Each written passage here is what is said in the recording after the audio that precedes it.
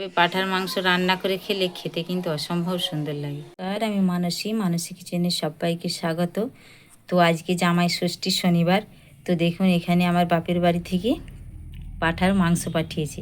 তো আজকে রেসিপি করব, ভাবলাম আপনাদের সঙ্গে শেয়ার করি। এখানে ধুয়ে লবণ হলুদ মাখিয়ে নিয়েছি। চলুন এদিকে কড়াই বসিয়ে দিয়েছি। কড়াই দিয়ে দেব তেল। তেল খুব ভালো করে গরম হয়ে গেছে। এত জালটাকে একটু ফেড়ে নিয়েছি। দিয়ে দেবো গোটা জিরে। জিরে খুব ভালো করে ফোড়ন হয়ে গেছে। দিয়ে দেবো পেঁয়াজের কুচি। তো যে গরম বন্ধুরা একটু হালকা পাতলাই করবো, দেখি কিন্তু এই পাঁঠার মাংসটা বেশ করবো না। তো পেঁয়াজগুলোকে একদম লাল লাল করে ভেজে নিই। একটু লাল লাল করে ভেজে নিয়েছি। এবারে দিয়ে দেবো রসুনের বাটাটা। তো আবারও এই দুটোকে একসঙ্গে ভালো করে খুব ভেজে নিচ্ছি। লাল লাল করে ভেজে নিয়েছি। এবার দিয়ে দেবো আদা। এবার এই তিনটেকে একসঙ্গে খুব ভালো করে ভেজে নেবো। এদের একদমই পাশের কাঁচা গন্ধ চলে যাবে। এই তিনটেকে একদমই পুরো লাল লাল করে ভেজে নিয়েছি আর এদের কাঁচা গন্ধ চলে গেছে। তো এবার এখানে আমি হলুদের গুঁড়ো, জিরের গুঁড়ো, লঙ্কের গুঁড়ো আর ধনের গুঁড়ো একসঙ্গে পেস্ট করে নিয়েছি, দিয়ে দেবো। বাটিটাই লেগে রয়েছে, একটু ধুয়ে জল দিয়ে দেবো। আর দিয়ে দেবো একটা মাঝারি সাইজের টমেটো কুচি। এবারে পরিমাণ মতো লবণ দিয়ে দেবো। আমি যেহেতু মাংসতে মাখিয়েছি তাই এখন আপাতত 2 চামচ দিয়ে দেবো।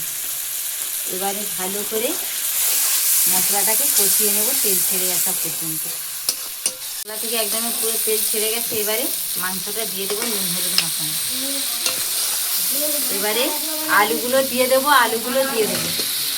এবারে আলু আর মাংস একসঙ্গে ভালো করে কষতে থাকবো। তো এখন আমি এখানে কিন্তু জল অ্যাড করবো না।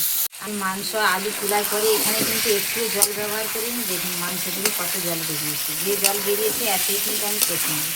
আর আমি উনুনে কিন্তু রান্না করলে মাটনই হোক, চিকেনই হোক, পাঠাই হোক, যে কোনো হোক, আমি কিন্তু ঢাকা দিই না। এতে করে কিন্তু খেতে ফ্লেভারটা ভালো আসে আর কালারও আসে বেশি। তো চলুন একদমই ভালো করে শুকনো শুকনো করে কষিয়ে নিই। একদমই পুরো শুকনো শুকনো করে ভালো করে একদম কষিয়ে নিয়েছি। এবারে দিয়ে দেবো জল।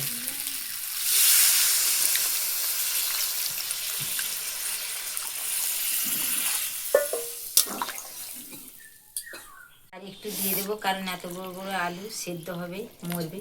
তো আমি এবারে 5 মিনিট আছে একবারে হাই আছে ফুটিয়ে নেব। তারপরে 10 মিনিট আমি আছে একদমই নিমু আছে বসিয়ে রেখে দেবো। তো ঢাকা চাপা আমি কিন্তু দেবো না। আর কি ভাবছেন যে এত বড় আলু সেদ্ধ হবে না? কিন্তু খুব সুন্দর সেদ্ধ হয়ে যাবে না ঢাকা দিলে। চলুন তাহলে 5 মিনিট আগে হাই আছে ফুটিয়ে নিই। তারপরে কালারটা কত সুন্দর হয়েছে। একবারে আঁচে বসিয়ে রেখেছিলাম আর দেখুন কালারটা একদম সে আর আস্তে আস্তে একদমই ফুটে মাঝখানকে এসে গেছে। এইদিকে দেখুন এই যে একদমই নিমু আছে, দেখতে পেয়েছি। চলুন তাহলে আমার একদমই সিম্পল রেসিপিটা কেমন লাগলো অবশ্যই কমেন্টের মাধ্যমে জানাবেন।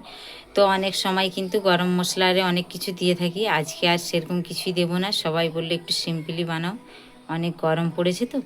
চলুন তাহলে আমার পাঁঠার মাংসটা ষষ্ঠীতে কেমন লাগলো অবশ্যই কমেন্টে জানাবেন। ভালো লাগলে লাইক শেয়ার করবেন। আপনারা ভালো থাকবেন, সুস্থ থাকবেন, সাবধানে থাকবেন। খুব শিগগিরই দেখা হচ্ছে অন্য একটা রেসিপি।